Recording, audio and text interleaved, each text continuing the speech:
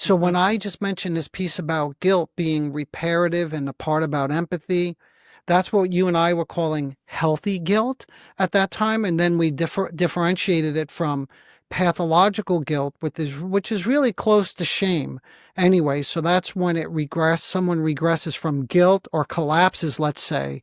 They lose the capacity for guilt and slip into more of a shame state. Absolutely. Yeah. Yeah, one example I like to use is guilt says, "Hey, I forgot my friend's birthday. I feel really bad and I want to apologize. I want to go make it Mm. right."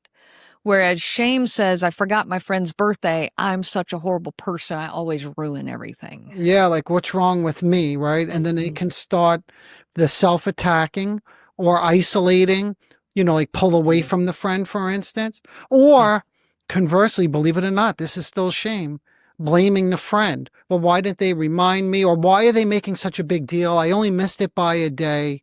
In other words, like, what's wrong with them? See, that's a Right. good way, not a good way, but one of the ways that someone deals with shame is they make somebody else feel what they can't bear to tolerate. Yeah.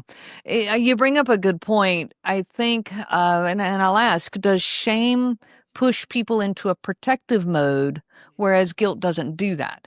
Because what you're describing right there, when they start passing the blame, that's a self defense protection mode. And Yes. shame pushes us into that, whereas guilt doesn't have that same effect. Yeah, absolutely. I think that's one of the reasons it's so commonly associated with narcissism, because Mm. one definition of narcissism, there are many, of course, because it's so complex, but it's mostly thought of as a defensive structure.